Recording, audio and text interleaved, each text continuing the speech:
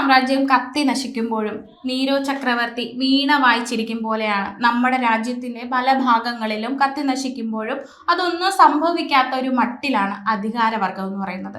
വളരെ കലുഷിതമായിട്ടുള്ള പ്രശ്നങ്ങൾ ദിനം പ്രതി വർദ്ധിച്ചുകൊണ്ടിരിക്കുകയാണ്. എന്നാലും ഇതിന് വേണ്ട തരത്തിലുള്ള പ്രതികരണങ്ങളൊന്നും തന്നെ ഉണ്ടാവുന്നില്ല.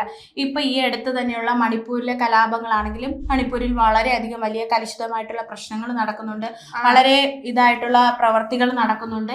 എന്നിട്ട് പോലും എന്തുകൊണ്ട് നമ്മുടെ സർക്കാർ അല്ലെങ്കിൽ നമ്മുടെ അധികാരവർഗം ഇതിനെ തിരിഞ്ഞു നോക്കുന്നില്ല? ഈ ഒരു കാര്യത്തിൽ മാത്രമല്ല, മണിപ്പൂരിൽ മാത്രമല്ല, ഒരുപാട് സ്ഥലങ്ങളിൽ വളരെ വ്യക്തമായിട്ടുള്ള തൊഴിലാളി പ്രക്ഷോഭങ്ങളും അല്ലെങ്കിൽ മാർജിനലൈസ്ഡ് ആയിട്ടുള്ള കമ്മ്യൂണിറ്റിയിൽ നിന്നുള്ള ആളുകളുടെ പ്രശ്നങ്ങളും അത്തരത്തിലുള്ള വളരെ വലിയ പ്രതിഷേധങ്ങൾ ഉയരുന്നുണ്ട്. ഇപ്പം മണിപ്പൂരിലെ കാര്യം തന്നെ എടുക്കാം. 2023 തുടങ്ങിയ ഒരു പ്രശ്നമാണ് കുങ്കി മേരി വംശജർ തമ്മിൽ തുടങ്ങിയിട്ടുള്ള ഒരു വംശീയ പ്രശ്നം. അതിനൊരു റിസൾട്ട് കണ്ടെത്താൻ ഒരു ഗവൺമെന്റിന് സാധിക്കില്ല എന്ന് പറയുന്നത് വളരെയധികം നമുക്ക് വേദനാജനകമാണ്. 2023 തുടങ്ങിയിട്ടുള്ള മെയ്യിൽ തുടങ്ങിയിട്ടുള്ള അവിടുത്തെ പ്രശ്നങ്ങൾ ഇപ്പൊ ഈ റീസെന്റ് ആയിട്ട് 2 കുഞ്ഞുങ്ങൾ ഒരു വീട്ടിലെ തന്നെ 2 ചെറിയ മക്കളുടെ മരണത്തിലേക്ക് എത്തി. അതേ തുടർന്ന് സ്ത്രീകളുടെ നേതൃത്വത്തിൽ വുമൺ ടോർച്ച് ബിയേഴ്സ് അങ്ങനെ അർത്ഥം വരുന്നത്, അതായത് വെളിച്ചം ദീപശിഖ നയിക്കുന്നവർ എന്നൊക്കെ തുടങ്ങുന്ന സ്ത്രീകളുടെ അത്തരത്തിൽ ആ ഒരു രീതിയിലുള്ള അവരുടെ നേതൃത്വത്തിൽ ഒരു മുന്നേറ്റം അവിടെ ഉണ്ടാകുന്നു. ഒരുപാട് ആളുകൾ അതിന്റെ കൂടെ നിൽക്കുന്നു. കുഞ്ഞു നഷ്ടപ്പെട്ട അമ്മ, 2 മക്കൾ നഷ്ടപ്പെട്ട ഒരു അമ്മയുടെ വേദനയോടൊപ്പം അവിടെയുള്ള സ്ത്രീകൾ എല്ലാവരും നിൽക്കുന്നു. അവിടെ മാത്രമല്ല, മണിപ്പൂരിലെ എല്ലാ പ്രദേശങ്ങളിലും കുങ്കി മേരി നാഗ ആളുകളൊക്കെ തമ്മിലുള്ള വംശജർ തമ്മിലുള്ള വളരെ വലിയ പ്രശ്നങ്ങൾ നടക്കുകയാണ്. അവിടുത്തെ ഒരാള് കരഞ്ഞുകൊണ്ട് ചോദിക്കുകയാണ്, ഞങ്ങൾക്ക് ഞങ്ങളുടെ വീട് നഷ്ടപ്പെട്ടു, ഞങ്ങളുടെ കുടുംബം നഷ്ടപ്പെട്ടു, ഞങ്ങളുടെ കുട്ടികളെ നഷ്ടപ്പെട്ടു, എന്നിട്ടും എന്തുകൊണ്ടാണ് സർക്കാർ നിശബ്ദമായിരിക്കുന്നതെന്ന് കരഞ്ഞുകൊണ്ടൊരു മനുഷ്യൻ എല്ലാവരോടും ചോദിക്കുകയാണ്. സ്ത്രീകളടക്കം പറയുന്നു, നിങ്ങൾ ഞങ്ങളുടെ സ്ത്രീകളുടെ വനിതാ ബില്ലിനൊക്കെ വേണ്ടി ഘോരഘോരം വാദിക്കുന്ന പാർട്ടി എന്തുകൊണ്ടാണ് ഇവിടെ നടക്കുന്ന സ്ത്രീകളുടെ കണ്ണീര് കാണാത്തതെന്ന് ചോദിക്കുന്നു. ബലാത്സംഗങ്ങൾ, കൊലപാതകങ്ങൾ തുടങ്ങിയ മനുഷ്യന്റെ മനസാക്ഷി മരവിക്കുന്ന പല സംഭവങ്ങളും നടക്കുന്നു. 230-ലധികം ആളുകൾ ഇത്രയും കാലത്തിനിടയിൽ മണിപ്പൂരിൽ മാത്രം കൊല്ലപ്പെടുന്നു. പക്ഷെ ഒരു നിസ്സംഗതയാണ് ഗവൺമെന്റ് ഭാഗത്ത് നമുക്ക് കാണാൻ സാധിക്കുന്നത്. മണിപ്പൂരിന്റെ കാര്യത്തിൽ മാത്രമല്ല ഇത്തരത്തിലുള്ള നിശബ്ദത നമുക്ക് കാണാൻ സാധിക്കുന്നത്. ഇപ്പൊ നമ്മൾ UP എടുക്കുകയാണെങ്കിൽ UPയുടെയും പല പ്രദേശങ്ങളും, ഇപ്പൊ UP മോഡൽ എന്നൊക്കെ നമ്മൾ പറയുന്നുണ്ട്, UPയുടെയും പല പ്രദേശങ്ങളിൽ കനത്ത പ്രതിഷേധങ്ങളും അല്ലെങ്കിൽ തൊഴിലാളി പ്രക്ഷോഭങ്ങളും ഒക്കെ അരങ്ങേറുകയാണ്. ഇപ്പൊ അവിടുത്തെ ഒരു കാര്യം എടുക്കാൻ, നോയിഡയിൽ ആളുകൾ വെറും 12,000 രൂപയിൽ താഴെയാണ് അവർ കമ്പനികളിൽ ജോലി ചെയ്തത്. ഈ പണപ്പെരുപ്പവും സാമ്പത്തികമായിട്ടുള്ള ഞെരുക്കവും ഒക്കെ കൂടിയ സമയത്ത് ഈ വളരെ തുച്ഛമായ പൈസയ്ക്ക് 12-13 മണിക്കൂറൊക്കെ ജോലി എടുക്കാൻ ഇവർ നിർബന്ധിതരാകുന്നു. അവർക്കൊരു സമ്പാദ്യം മാറ്റിവെക്കാൻ ഉണ്ടാവുന്നില്ല, അവരുടെ കുട്ടികളെ പറ്റി ചിന്തിക്കാൻ സാധിക്കുന്നില്ല, അവർക്കൊരു ഭാവി ഉണ്ടാവുന്നില്ല, വാടകയും ഭക്ഷണവും കഴിഞ്ഞ് അവർക്ക് ഒരു കാര്യങ്ങളും ഉണ്ടാവുന്നില്ല. അത്രമാത്രം തൊഴിലാളികൾ അവിടെ ആ തൊഴിലിടങ്ങളിൽ ക്രൂശിക്കപ്പെടുന്നു. പക്ഷെ ഗവൺമെന്റ് ഒരു രീതിയിലും അവർക്ക് വേണ്ടി ഒരു കാര്യങ്ങൾ മുൻപോട്ട് വയ്ക്കുന്നില്ല.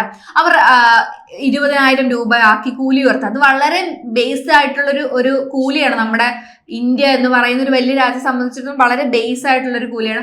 അത് നൽകാൻ ഗവൺമെന്റിന് കഴിയുന്നില്ല. അവർ മുൻപോട്ട് വെച്ച അത്രയും തുക നൽകാൻ കഴിയാതെ 11,313 രൂപയിൽ നിന്ന് വെറും 13,069 രൂപ, അത് 2,500 രൂപയിൽ താഴെ മാത്രമാണ് കൂട്ടിക്കൊടുക്കുന്നത്.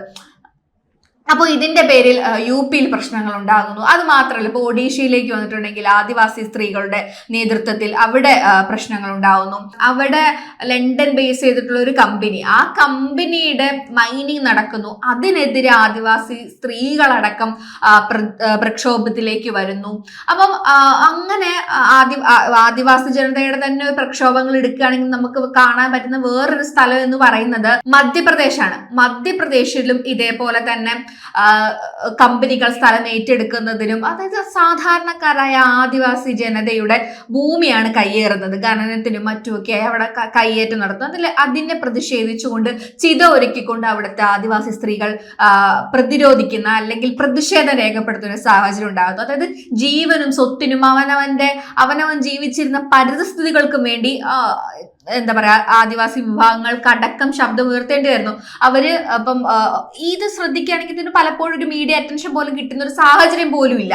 അത് വേണ്ട രീതിയിൽ എന്താണ് ഇവര് ചോദിക്കുന്നത്, എന്താണ് ഇവരുടെ അവകാശം എന്നുള്ള രീതിയിൽ അത് പൊതുസമൂഹത്തിന് മനസ്സിലാകുന്ന പോലും ഇല്ലാത്ത രീതിയിലാണ് അത് അടിച്ചമർത്തപ്പെടുന്നത്. അവിടെയും നിശബ്ദതയാണ് നമ്മൾ കാണുന്നത്. അത് മാത്രമല്ല, വേറെ സ്ഥലങ്ങളും നമുക്ക് കാണാവുന്നതാണ്. ഇപ്പം വെസ്റ്റ് ബംഗാൾ എടുക്കുക, അവിടെ SIRന്റെ പേരിൽ ഉണ്ടായിട്ടുള്ള പ്രശ്നങ്ങൾ ലാസ്റ്റ് മിനിറ്റിൽ പോലും തന്റെ പൗരത്വം തെളിയിക്കേണ്ടി വരുന്നതിന് വേണ്ടി ജനങ്ങൾക്ക് ഓടി നടക്കേണ്ട ഒരു അവസ്ഥ വരുന്നു.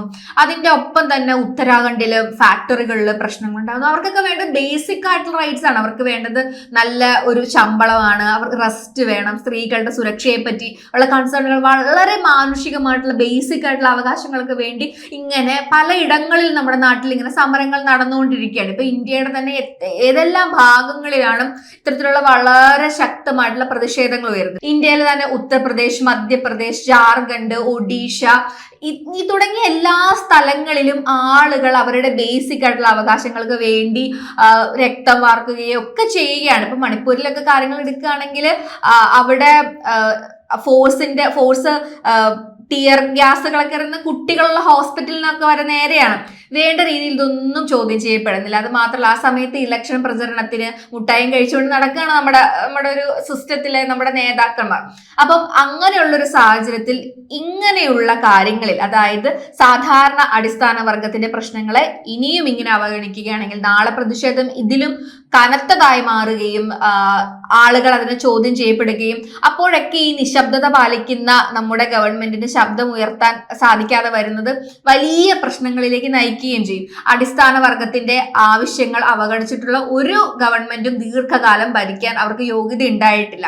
എത്ര കാലവും നമുക്ക് അടിച്ചമർത്തിയും അല്ലെങ്കിൽ അവരുടെ പ്രശ്നങ്ങൾ കണ്ടില്ലെന്നും നടിച്ചുകൊണ്ട് പോകാൻ പറ്റുമെന്ന് നമുക്ക് ആ കാര്യം നമുക്ക് എല്ലാവർക്കും അറിയാം. ലോകത്തുള്ള എല്ലാ ഭരണകൂടങ്ങളും അത്തരത്തിൽ തകർന്നു പോയിട്ടുള്ളത്. അപ്പം ഇത്തരത്തിലുള്ള ചെറിയ ചെറിയ ശബ്ദങ്ങളെ അവഗണിക്കുന്നത്, പ്രതിഷേധങ്ങളെ അവഗണിക്കുന്നത്, അത് ജനതയോടും പൗരന്മാരോടുമുള്ള നിഷേധമാണ്. അത് ഭാവിയിൽ വളരെ വലിയ പ്രശ്നങ്ങളായിരിക്കും സമൂഹത്തിന് ഉണ്ടാക്കാൻ പോകുന്നതും. ഈ നിശബ്ദത അത്ര നല്ലൊരു കാര്യമല്ല. ഒരു നല്ല ഭരണകൂടത്തിനും ഇത്തരത്തിലുള്ള ഒരു നിശബ്ദത നല്ലതായിരിക്കില്ല എന്നാണ് എനിക്ക് തോന്നുന്നത്.